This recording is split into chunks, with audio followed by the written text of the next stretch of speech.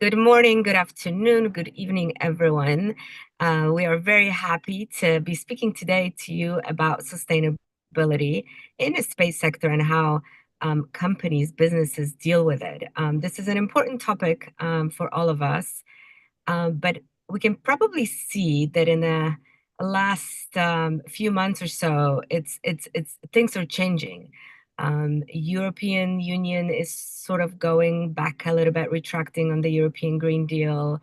On the other side of the pond in the US, President Trump is not as excited and supportive of climate and environmental issues. And we also have seen a lot of companies to actually retract also on their internal policies given sustainability. A lot of them say it because they do it because it's uh, not business friendly, that it's great to be sustainable, but it really impacts their business negatively, and it's difficult to be profitable and sustainable at the same time. So it's an important topic. It's interesting topic. It's actually not just space related. I feel like, what we're going to be discussing here can't be applied to many other companies in different sectors. We have excellent speakers today with us. Without further ado, I'm going to introduce them one by one. So we have Sabrina Alam, who's a director in sustainability advisory practice at KPMG in Luxembourg. We have Fanny Kalianu De Jong, who's the principal climate strategy and the delivery team at the European Bank for Reconstruction and Development, EBRD. We have Joseph Collar, who's the principal for space safety and sustainability at Amazon, Project Kuiper, to be precise. We have Simon Potter, who's the managing director of Brightech in the UK. And last but not least, we have Andrew Zoli, who's a chief impact officer at Planet. I'd like to, of course, introduce myself as well, Agnieszka Łukaszczyk. I'm a CEO and founder of High Altitude Consulting. But in here, more importantly, I'm the chair of the sustainability task force at the IAF. So this topic is very important to our group. Andrew, I'd like to start with you. You and I know each other for a long time. We've worked together, and I feel like you are my to-go person when it comes to sustainability, climate, environmental issues, and making an impact. You work at Planet. Planet is listed on New York Stock Exchange, but it's listed as a PBC, Public Benefit Corporation. And that's a pretty strange animal. Many people are not familiar with this concept. So first of all, could you tell me what that is and why it matters, why Planet has chosen that path, and how does that impact your business? Because I can assume that there are situations where some difficult decisions have to be made if we should take on a business as a company or not. The floor is yours. Thank you so much, Agnieszka. And it's terrific to be here with everyone who's dialing in, and obviously with this incredible group of people that you've brought together. And I'm really honored to be here. So thank you for having me. You asked this question about what a public benefit, well, what a PBC is, and those initials are short for Public Benefit Corporation.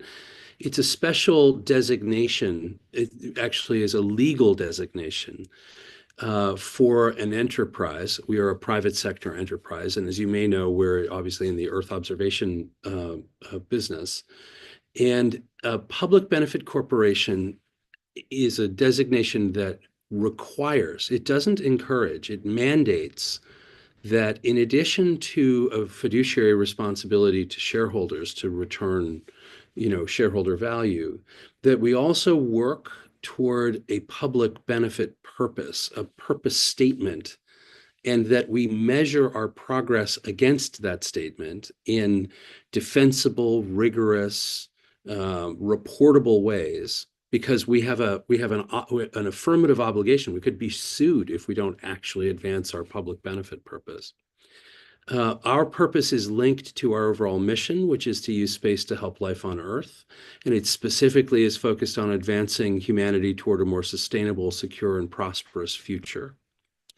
And there are many ways in which we make that manifest, but that designation is very helpful because it helps us address one of the questions that I think brings us together today, and that is that when we're making decisions around the sustainability of our activities versus their profitability, sometimes we have to make near-term versus longer-term trade-off decisions. And in so doing, often it can be a little abstract to invest in those longer term, more common kinds of more broadly shared kinds of objectives that are not financial objectives. This structure actually allows us to do that in very explicit ways. And it allows us to make decisions that are sometimes not in the nearest most interest of our shareholders, but are in the interest of our stakeholders. A PBC actually is required to establish a list of stakeholders because our mission is to use space to help life on Earth. One of our stakeholders is life on Earth. So we actually think about all of the people here and all the other living creatures on the planet as part of the stakeholders of our activities. It also helps us focus, I think, that just to say how it relates to sustainability, and then I'll hand things back. We have, as everyone here is involved in sustainability, we're thinking about carbon and water and energy and materials, all the things that go into the kind of footprints that drive our behavior. You know, how much fuel is involved in our launches and how much of any given material goes into our actual satellites or our the data center contracts that we use, et cetera. The what the PBC structure does is it allows us to take first of all a whole series of very formal measurements of our environmental footprint, for instance. And that's really about our corporate behavior. It's about what we do. And also take a series of equally formal and rigorous measurements of the impact that our data has and our products and services have out in the world, so that when we're advancing their use for sustainability writ large in the world, we also measure those activities, and that you can see those two things sort of side by side, sort of the environmental costs, for instance, but they're also their environmental beneficial impacts. And having that fuller balance sheet, I think, also helps us understand, what is the cost benefit ratio for doing this. Thank you so much, Andrew. This is very insightful, and I'm wondering if more companies are going to join this effort of being PBCs, because that would definitely bring more hope to overall activities in space. It's our firm aspiration that sometime in the future, when we look at the major stock indices of the world, that the preponderance of the businesses that are listed there are themselves public benefit corporations. We hold very steadfastly to the idea that you can't, while we have to make trade-off decisions in the near term, over the long term, we have to comply with physics. The space business is a physics-based business. We have to get things into orbit. We have to, right? Okay. So the physics of the planet, the physics of the climate are not negotiable. And so having a structure like that encourages us to think about them, I think, is something we hope everybody follows along with. Definitely. And that actually is a nice transition to my next speaker, Joseph. Welcome. Happy to have you here. Andrew spoke about sustainability, how planet deals with sustainability, and I would like to answer. I would like to ask you, how does that work at Amazon? And particularly, I want to ask you about your approach to sustainability in space. Planet is a mega constellation, and so is or will be Amazon Kuiper. From what I remember, you don't like that term, which I would love to hear more about on that from you.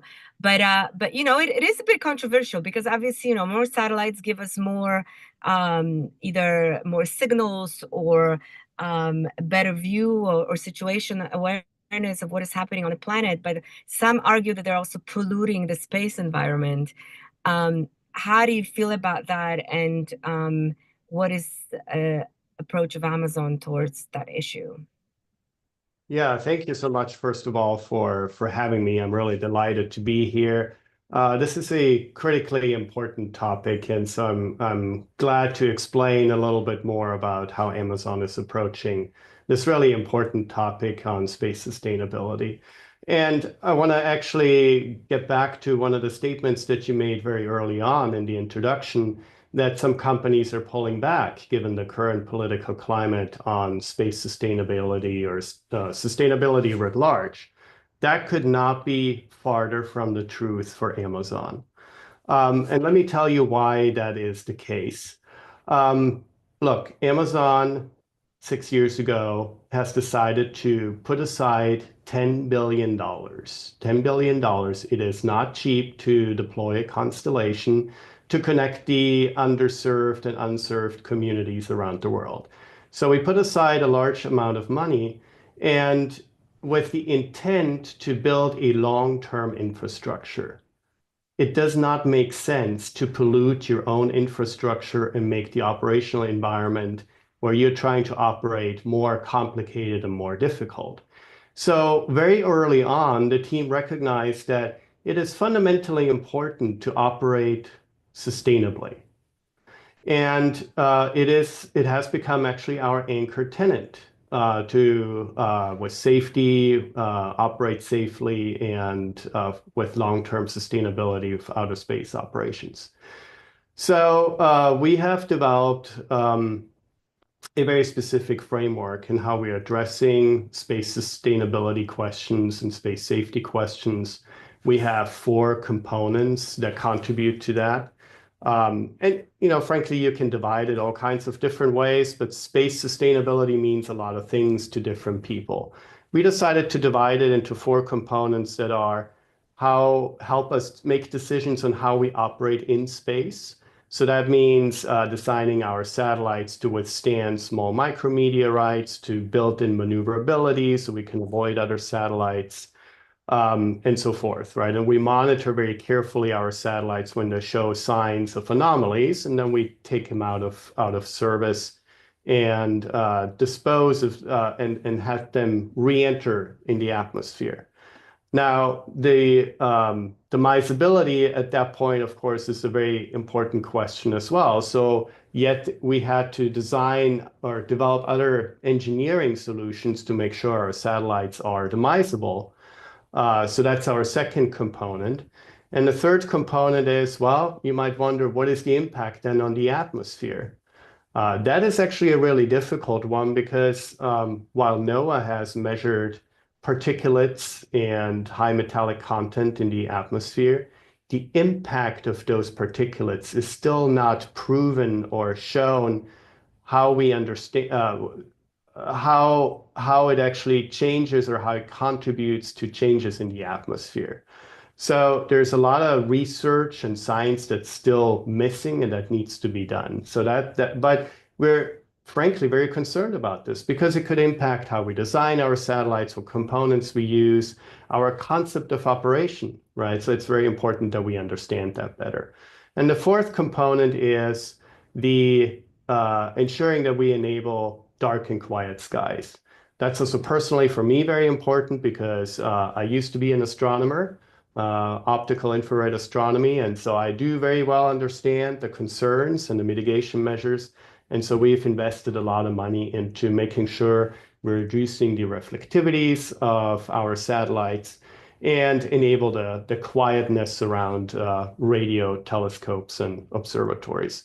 So those are the 4 components that we think about, and it helps us really make decisions towards that space safety and sustainability because we've invested this large amount of money, right, into building a long-term infrastructure. To answer your question about the term mega constellation, right? So I've actually done some research a while ago where that term really comes from, because as a scientist, mega to me means a million, right? Are we a million-sized constellation? Is anybody a million-sized constellation? No, that's not true, right? So maybe we are a kilo constellation, kilo meaning 1,000, but other people don't like that either because it sounds like killer constellation. So nevertheless, the term came from around 2014, 2015, and it actually was created as clickbait by a space reporter. And it just stuck with it. It's a very catchy term. I mean, people just get very emotionally excited when they hear mega constellation. You know, for those kind of reasons why it sort of implies a million satellites, and that's further from the truth than anything else. I don't really like that term so much, but you know, maybe it's too late to push back on that particular term because it does mean certain things to certain people. That does not mean it's a million satellites. Yeah, I think it's the term is going to stick, you know, because it's been around and that's what people know, but I think it's important to not take it so literally. So that's a good point. And you know what you said about your approach, I think it's super important because really to be a responsible space actor and uh, have a sustainable business, you have to be be sustainable in outer space. Otherwise, your own spacecraft might be hit by a piece of debris that you created, for instance, or so it's in all of our interests to actually take care of that common environment that we all operate in. So that's for sure the case. Thank you, Joseph. Sabrina, now to you. It's good to have you here because you more come from a sort of sustainability world rather than space world. And I would love to hear from you. How do you kind of looking at our sector from outside? What do you see? Because the market trends, are something that we all have to be mindful of. You have a sort of a horizontal overview of what is happening in the space sector. Can you a little bit share, do you see a lot of shifts, changes, or is it the business as usual? Yeah, no, well, firstly, thank you for having me on the panel, for the opportunity here. I mean, look, the space sector is one that I would say is somewhat quite niche. It's somewhat quite special.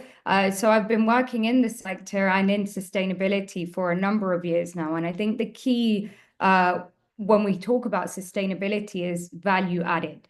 And that's the term that we try and use and what we say call sustainability by design. And I think that, one of the things I've seen working in the ESG space is that there's been a huge focus on regulation and the regulatory aspect, particularly, with the likes of the European Union and the Corporate Sustainability Reporting Directive.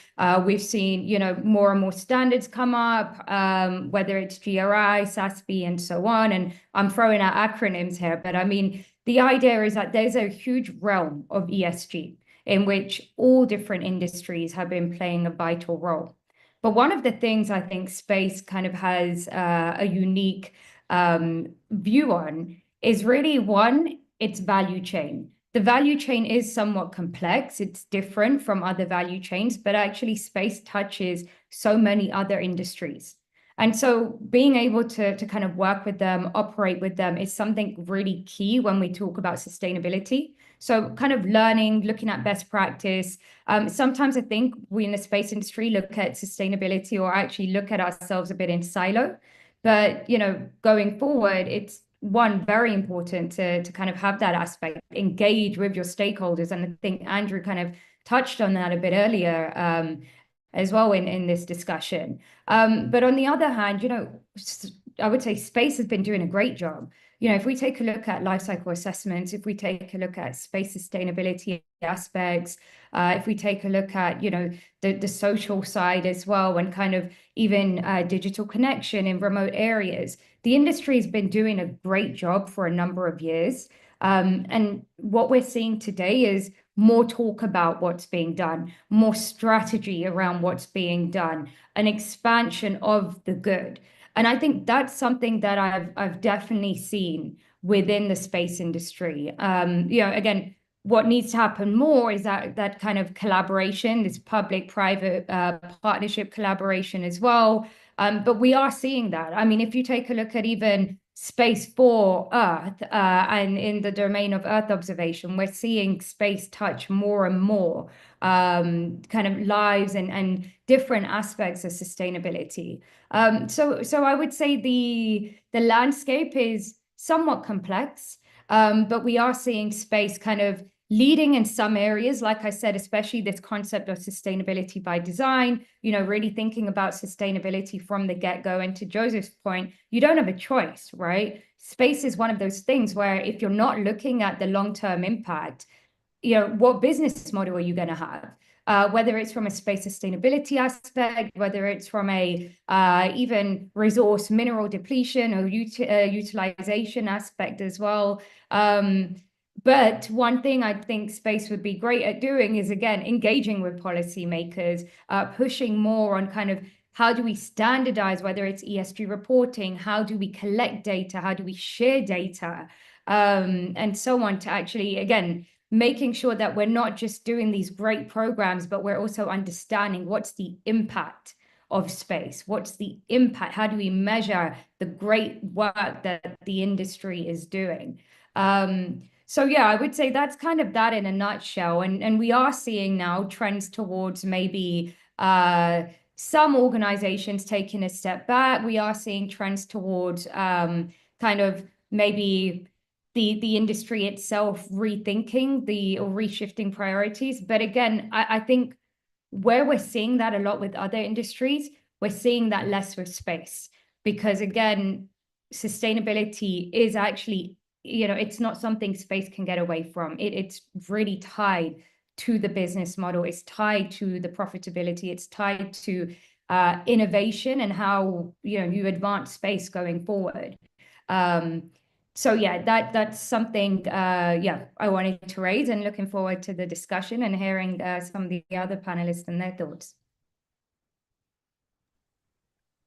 This is super interesting. Thank you, Sabrina. And you give us all hope that space sector is not doing so badly in this issue. Maybe it can be a model for other sectors. Obviously, we can improve, and there are ways to do that. But at least we're thinking long term, and that's a good start.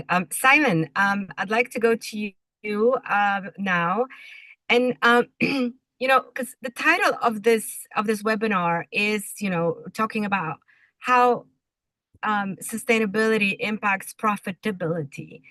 And could you discuss a little bit the intersection of finance and sustainability in the space sector? I mean, do people have to sacrifice profits in order to be sustainable, or can those two kind of be complementary to each other?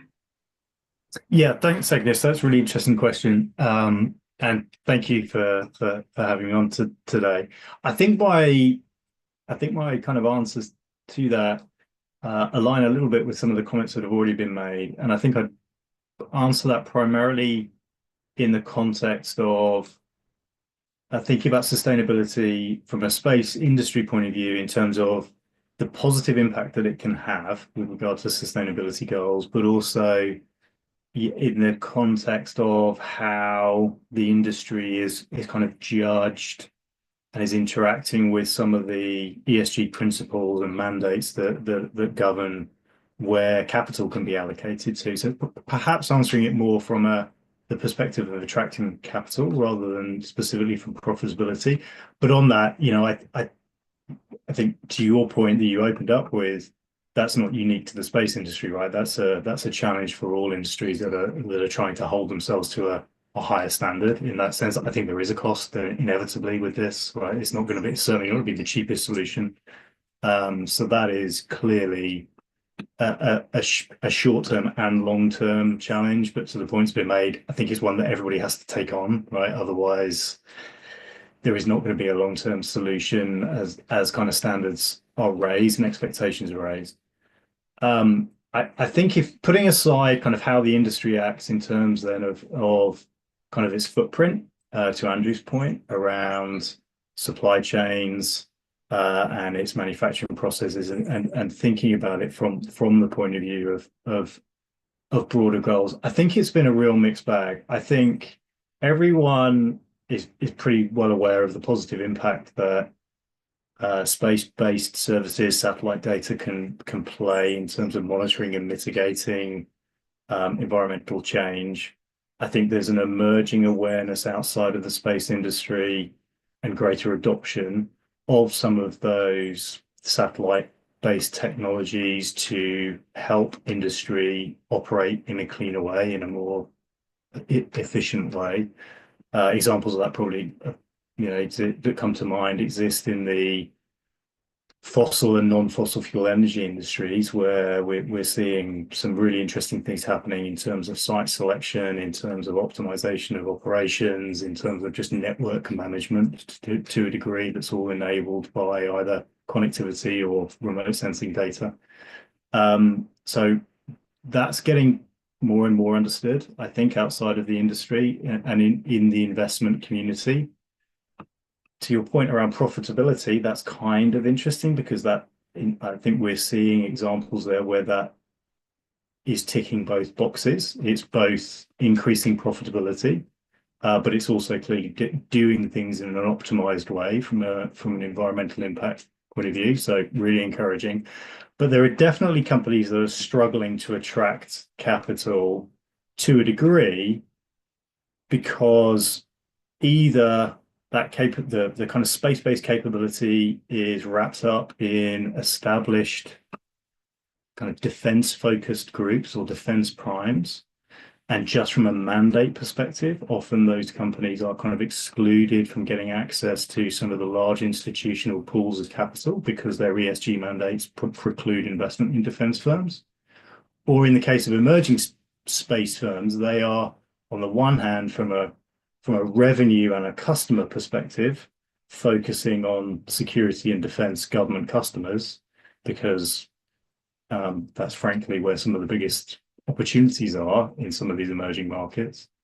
And that's then, again, causing them issues with some investors who are categorizing them as defense firms, and that either in a hard way precludes them from accessing certain pools of capital, or potentially on a slightly softer side, the perception is not great. So kind of real mixed bag there. Has to be said though that we're kind of at a potential inflection point, driven a little bit by the war in Ukraine, which has been driving a conversation over the last couple of years around, does it make sense for defense companies who, in the service of providing services and capabilities to Ukraine, are being excluded from these funds?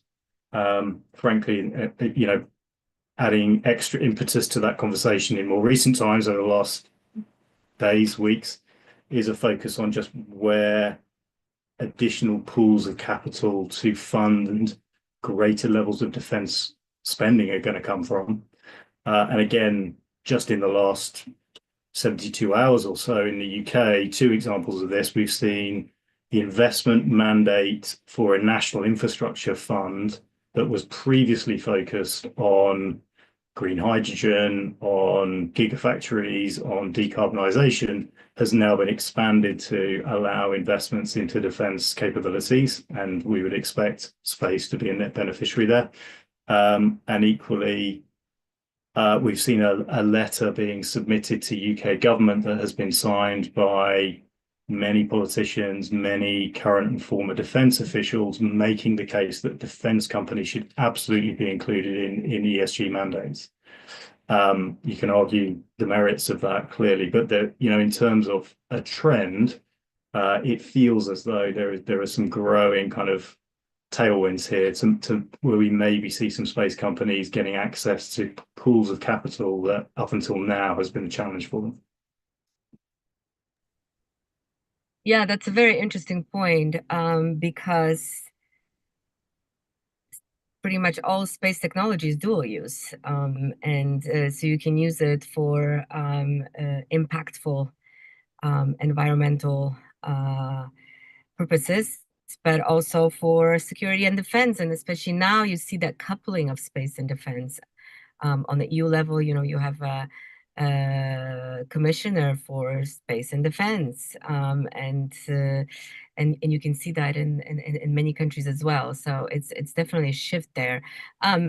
Funny, I want to ask you though, because in terms of access to capital, EBRD is a development bank, but I would assume that the bank is that if you are a company that has strong sustainability activity or sustainability focused activities or principles, that's an asset when applying for loans from EBRD. Is that the case? How does that work? And who are your clients? Hi, Agnieszka, and hi, everyone, and thank you for having me here, and thank you to BIF, of course. I have to say it's a bit either very difficult or very easy to be the last speaker of a round because everybody has made a lot of points that are valid. I was taking notes and actually I said, oh, there's nothing left for me to say. But your question is very specific to the kind of institutions you're referring to, such as the EBRD, which is an international financial institution. So we are mission driven, right? So this is perhaps one of the key things that I can say from the start is that EBRD, like the World Bank, the European Investment Bank, the African Development Bank, the Asian Development Bank, all of our brothers and sisters, we basically have that mission in mind to do something with a purpose and for sustainability, let's say, for all citizens and living animals and plants on Earth. So I think Simon, you referred to that. Joseph, you referred to that. Sabrina definitely did as well. And Andrew, I think you should become also my go-to person when I want to talk about sustainability. And yes, we are not your usual space partner, your usual stakeholder that you think about if you have a space company. But what I can say is that just quickly, briefly, so you understand what EBRD stands for, we were created back in 1991 with our mission was basically to transition the economies to market economies, right? That was our initial role as a bank 30 plus years ago. And our main mission was to empower the private sector and to work on commercial terms and with sound banking principles, which means effectively profitability and competitiveness is in our DNA. So this is what we want to support across all sectors, across all the industries where we operate. So currently we're not that global yet, but we are, operating the former USSR, no longer in Russia for a few years now. We are also operating in Northern Africa, and now we're going sub-Saharan Africa. So we are basically expanding. But I wanted to say that when we already have competitiveness part of our DNA, I have to go to the other side, and we have sustainability part of our DNA from the start. So when we were created, actually, I think we were the first, multilateral development bank to have it in our, let's say, establishing the bank kind of mission. We had sustainability requirements and environmental requirements from day one. So it's not like we have profitability on one hand and the planet on the other, and we say, oh, let's park the planet for a second on that project while we check the profitability. No, it's always measured together. And I know, Agnieszka, you always use, you cannot manage what you cannot measure. So of course, we measure a lot of what that means. And we try to understand, yes, we want to support all these clients in our countries of operation to be profitable, to be competitive within their own industries. It can be aviation, can be transport, agriculture, it can be SMEs, startups, technology companies. We support all sectors where we invest. But of course, we have that very strong sustainability aspect. And also since January 2023, I must say that we are fully Paris aligned, which means that all our operations need to be compatible with the Paris Agreement. So you can say we cannot decouple the two. For us, it's clear and it's part of our mission, and we're not the only ones. It's like our other brothers and sisters. But yes, I think the role of IFIs, if I can just quickly give you very concrete things on that, is that we have the ability, first of all, to deploy all the financial instruments we have at our disposal.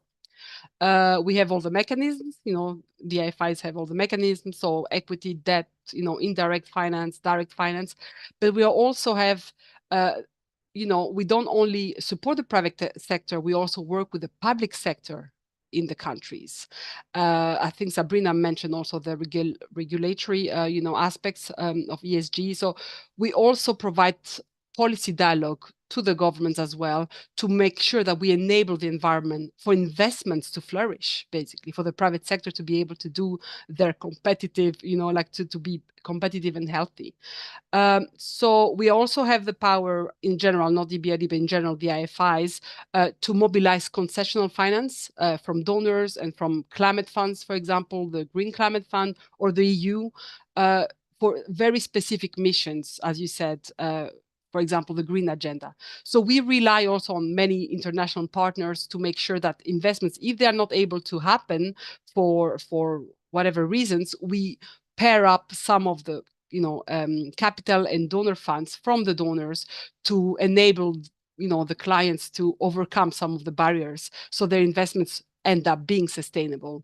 Because as your previous speaker also said, Simon, it's usually a bit more expensive to choose the right investment at first, but in the long run, it makes sense. It makes business sense, and this is all I can say on that point. Thank you. Thank you, Fanny. This is good. This is good. It's good to know that there's a place where we can go and get some good loans, especially for sustainable companies, and that there are banks that are actually mission-driven. That's also quite uplifting, because I don't think you automatically would associate the word bank with a mission behind it. I mean, its mission is to make money. So this is good to hear. Andrew, I'd like to circle back to you, but before I do so, I would also like to ask our audience to feel free and ask questions in a chat or under the video. We're happy to answer those. But Andrew, there were several themes that kind of resonated with me, and I wanted to bring them back to you.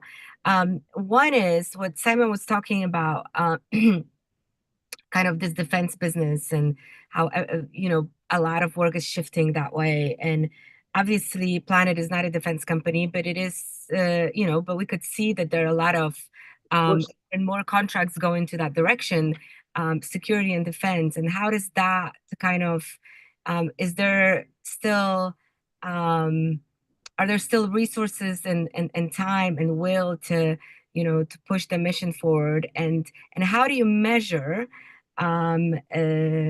sustainability and impact? Because Fanny was talking about it. She was talking about measuring, and she said that the quote that I always say, but obviously it comes from Planet, right?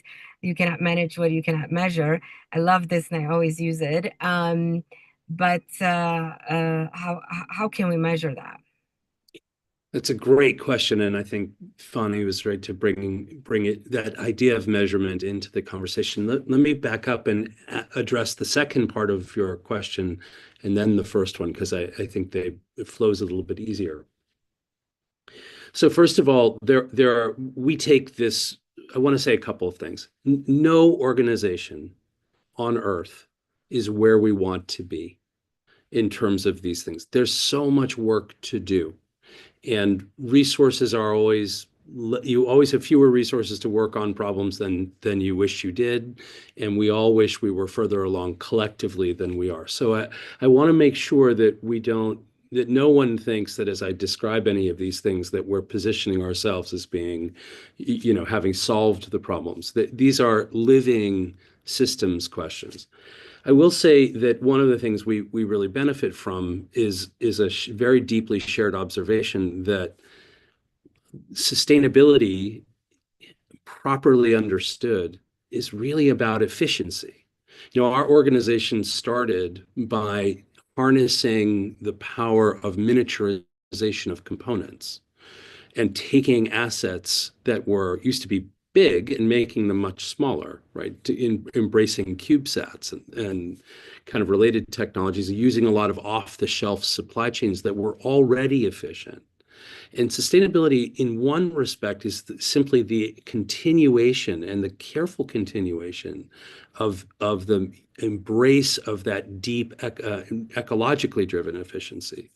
So on the sustainability side, just to some things about measurement, the first thing is that we've fully assessed in an independently audited way all aspects of our Scope 1, Scope 2, and Scope 3 emissions. So we start with that. We understand the energy, the amount of energy we produce, the amount of energy, materials, and related things that we cause to be produced. And sort of Scope 3 is our supply chain and the things that flow in and through our organization. That audit is deeply revealing, because what it shows us, and I just share this with everybody, is that the cost of launching all of our satellites, and we've put hundreds of instruments into orbit, is a small fraction of the cost of moving the human beings that manage and use those instruments around the surface of the Earth. So, if you think about all the kerosene that the whole industry burns moving things up, or all the work that goes into manufacturing, it's still smaller than flying to go visit someone or operate. So there's all of this work to make space organizations sustainable here on Earth, in addition to the things we do on orbit that Joseph was discussing earlier, all of the ways we think about the kind of full life cycle of our instruments once we put them on orbit. So that activity is essential for us on our journey to establishing what is understood to be a science-based target. That is a target of reduction in those key variables that is consistent with what the physics tell us is the ready, stable state that stabilizes the climate, right? So we're thinking a lot about how to move ourselves in that direction and what are the levers that we can pull to make ourselves efficient. There are some challenges in the standard because we, like a lot of enterprises in the space industry, are growing. We started in a garage, and many of the standards are really reduction driven, and it's hard to grow while you're reducing. But this whole industry has never shied away from complicated technical challenges. It's just an efficiency envelope that we need to achieve. So this is one of the things that's really helpful is when you actually do that very deep analysis, you find the places where you can make parts of your supply chains much more efficient, where you can make parts of your manufacturing much more efficient. And along the way, drive improvements in the cost performance of the allocation of your capital expenditures. That's really it's really a roadmap to cost savings if it's understood the right way. Now, I mentioned Scope 1, 2, and 3, but let me mention what is sometimes referred to as Scope 4, which is the avoided emissions that come from the use of your products. Now, that's not a formal category that's been widely adopted, and we have to kind of be careful because the data that we produce is widely used for environmental and sort of carbon reduction and all kinds. And we have instruments that literally measure climate emissions. And we have one that we jointly developed with NASA's Jet Propulsion Laboratory called Tanager, which is a hyperspectral instrument that's used specifically these days for the point source detection of methane emissions. And we can literally see these invisible emissions coming directly from facilities. So it's this point in a pipeline, or it's this part in a cattle processing plant, or what have you, and have contacted the actual owners of those assets to get those leaks closed. So we can literally then measure the direct consequence of the use of our instruments in delivering an ecological outcome. That's an extraordinarily cool sort of gift that we get to give ourselves, right? It's great that we get to see the direct consequences of the use of our data in the world. Now, we don't want to take full responsibility for that because we didn't close that leak. We simply alerted the folks who took the action to close that leak. Now, the reason I mention this is that we want to understand in a consistent, spatially explicit way all of those different use cases for impact. So we had to come up with a metric. There is no common metric for impact. So we wanted to come up with one that was appropriate to our part of the space industry, one that is spatially explicit, that allows us to do apples to apples comparisons. And like the example I gave you, allows us to actually monitor the impact of the use of our tools in the world. So we came up with a metric which we call, and this is the most American thing ever, the awesome metric. You know, Americans like to say things like that guacamole is awesome. So, but by awesome, what we mean is the area underpinning sustainable and secure management, AUSSM. And what we do is we look sector by sector across forests. We look at all the users that we can find of our tools that are using our data to advance sustainable forestry, for example, and the protection of forests. And they are in voluntary carbon markets, and they're in government, and they're non-NGOs, and they're in scientific communities, all these actors. And we apply very rigorous standards to understanding precisely how they're using that data and where, so that we can literally map them. And we map them one way in agriculture, and another way in forests, and a third way, in other sectors. Having one metric allows us to establish a big goal, and that goal is to see half the world sustainably and securely managed with our tools. Now, that's a ridiculous North Star aspiration in terms of its ambition, but having the ability to have common metrics on the impact side actually allows us to drive that forward. And I can say with complete confidence that Planet's impact in the world in terms of the downstream use of our tools wildly exceeds by many orders of magnitude any of the environmental costs of our operations. Now, that doesn't excuse us from continuing to reduce those costs and make our operations more efficient. But having really textured understanding allows us to drive those, as Fanny was saying, and as you were saying, you can't manage what you can't measure. Well, it's important to have common measures that you do consistently all the time, so that they can guide the behavior of the enterprise. I'll just say for anyone who's listening, if you're interested, online, Planet's ESG report and our PBC report actually cover some of the metrics that I'm describing in much more detail. You can see them sort of spatially laid out, among other things. Thank you, Andrew. You're awesome. I didn't address the other part of That's okay. That's okay. We can move to the next question. You're awesome. We always appreciate your insights. I'd like to shift a little bit to going back to the space environment. Joseph, obviously what we were talking about earlier, that in order to be able to do business in space, we need to make sure that we need to assure the long-term sustainability of the outer space. And some people call it right now, it's a bit of a wild, wild west. There's not enough, policies in place or regulations. There's no space traffic management. There are lots of international initiatives, though. And can you tell me, first of all, do you think there's a need for those best practices, or should they be legally binding or not? Are we too slow in putting those in place? And if you were gonna, and this is, I'm just throwing this at you, but if you were gonna choose one of those international initiative that you think is more likely to succeed, which one would it be? You don't have to do it if you don't have one, because there's a lot of them happening, lots of different initiatives. So just curious. Yeah, this actually could be a very, very long answer. There's a lot to unpack in what you just said.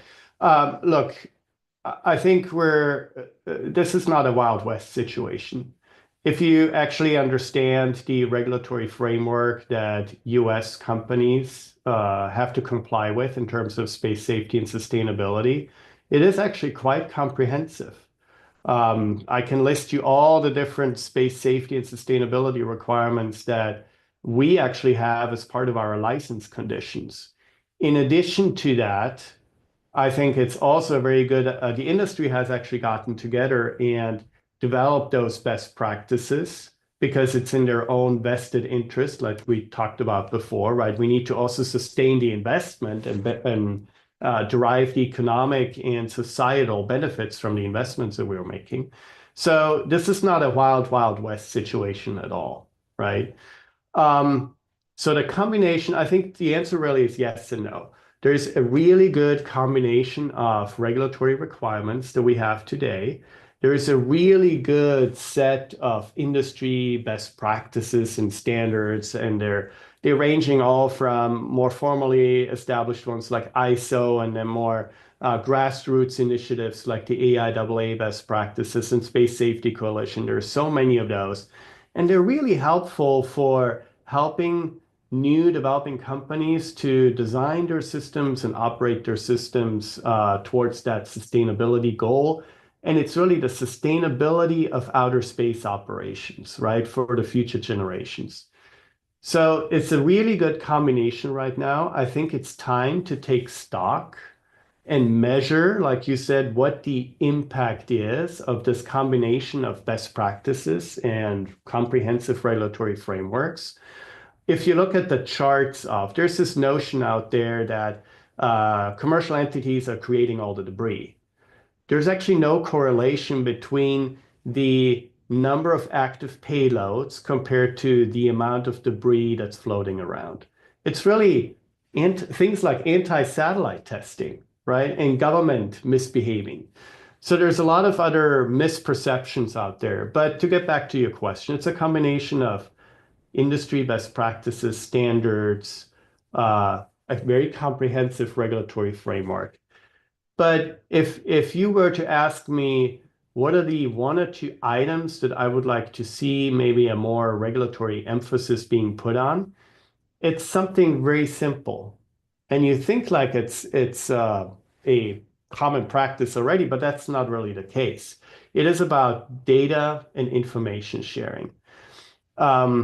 It is like if you do not share your contact information or your maneuver plans, you're like driving down the street with your eyes closed, and everybody else has to just maneuver around you. You're not looking outside, you're just closing your eyes if you're not sharing your information.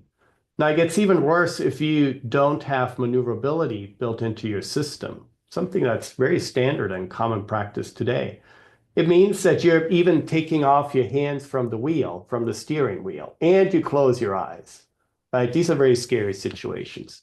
So I think number one for me would be have a globally harmonized regulatory framework on very simple things like information and data sharing would be really helpful towards this goal of sustainable operations in space. 100% agree. Sharing is caring. And we should be pushing for it, for sure. We have a question from the chat. Thank you, whoever posted it. So the question reads as follows. Have you seen in your experience or research any correlation between sustainable green business and economic efficiency, like research has shown by having a more diverse workforce, economic efficiency or profitability? Sabrina, could you tackle that one? Yeah, sure. Well, firstly, I just want to draw to the fact, or rather the definition of sustainability.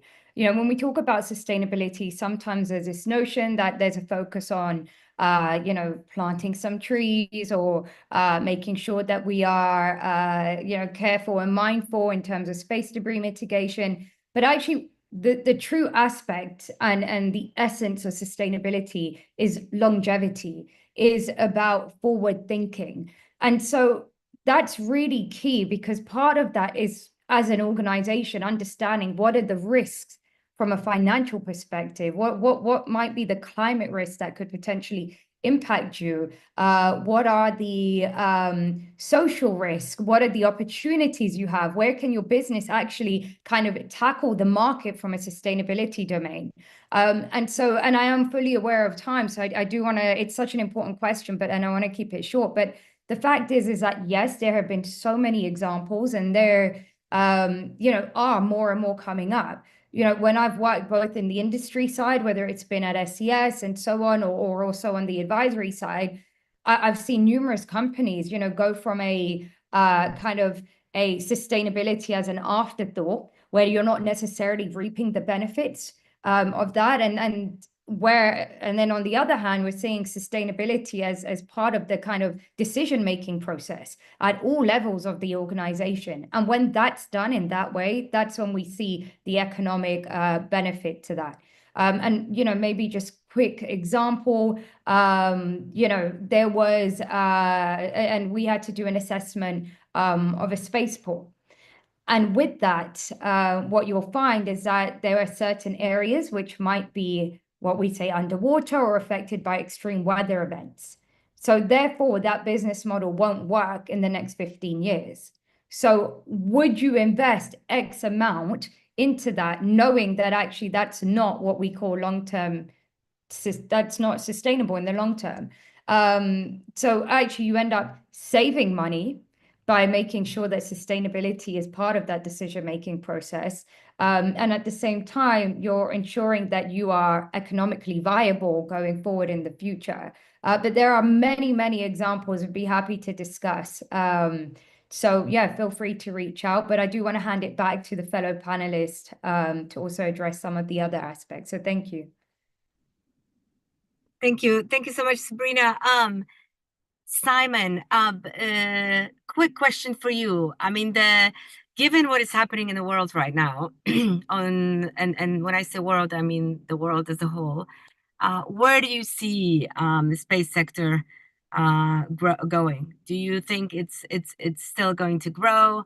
We've been talking about this $1 trillion economy, but a lot of people are questioning that. What do you think? What do you think it's gonna happen? Well, first off, I won't get into the kind of minutiae of measuring the space economy on this, because we need another 2 hours of kind of how we draw the bounds around kind of what we're measuring there. I think more broadly, and I think actually this links back to the last question. I think if we think about this, and looping back to previous comments around kind of the role that space is going to play geopolitically in the context of kind of the way the world is right now, I think there's clearly a lot of focus on defense spending. Space will be a beneficiary of that. But I think as we think about the way that, to Andrew's points here around the impact that satellite and space technology is having on broader society, on all kinds of different industries and market sectors, I think that is going to continue to grow. And going back to the previous question, which kind of touched on aspects of around workforce and diversity in the workforce, when we speak to young professional students who are thinking about a role that they can play in the space industry, one thing we would note is that in the vast majority of large organizations in all kinds of different sectors in the economy right now, they don't have space experts.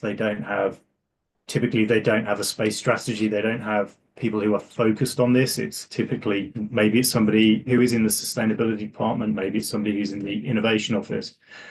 But clearly, space is a conduit here for baking in ESG practices and the roles of these technologies and the way that companies are operating. So that kind of tangentially, I think, answers the question of, we would, over the longer term, we will continue to see a bigger role being played by the space industry and the services it provides across the broader economy. And we've, that I think is not necessarily going to translate into a multi-trillion-dollar space economy in a 10-year period as is being touted, but I think we will see broader proliferation of these technologies and practices across the economy writ large. Yeah, I agree. I think there's going to be growth. I don't think it's going to be what we originally thought, but it's going to be growing. I actually saw on LinkedIn this morning a post from a lady who, speaking, because you're talking about attracting people to who understand space to the workforce, but actually when you look at space companies, I saw this post that lady was saying that like a major UK space company, not to be named, was recruiting for a full-time position in London with a 22,000 annual salary. Well, that's very difficult to get talent with that sort of salary. So I think we need to think about that as well. And if we don't want to lose talent to other sectors, then we need to pay them adequately. And Fanny, last quick question for you. For EBRD, what are the priorities right now, and I would say in the next couple of years? What are you looking for? Where are you looking at investments? What are you interested in as a bank?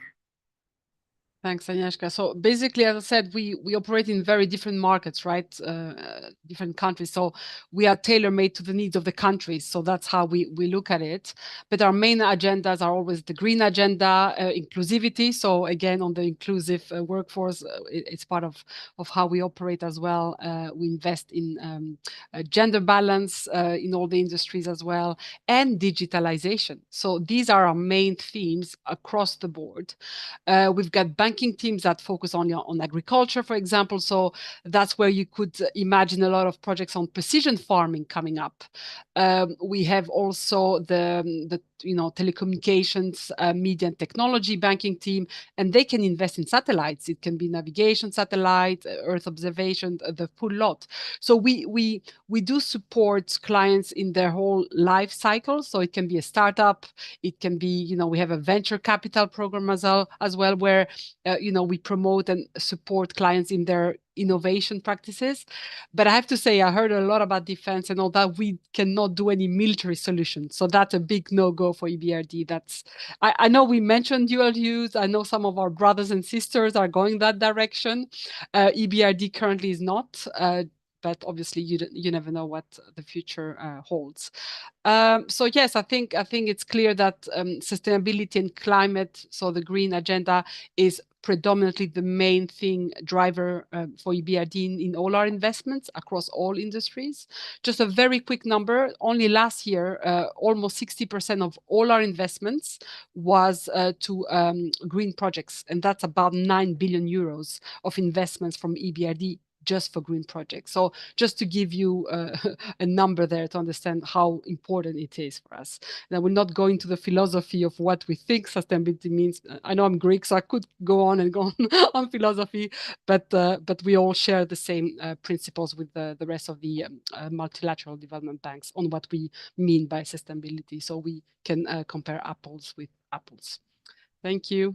Thank you so much. I actually, asked you at the, I left you for the end on purpose because I knew you were going to say that there's money for sustainability. There's money for projects that are, climate focused, green projects, etc. So even though, a lot of things are happening in the world, we cannot forget about this, because it doesn't mean that climate change is going to stop because there's a war. It doesn't mean that biodiversity is not going to be lost because we think about something else.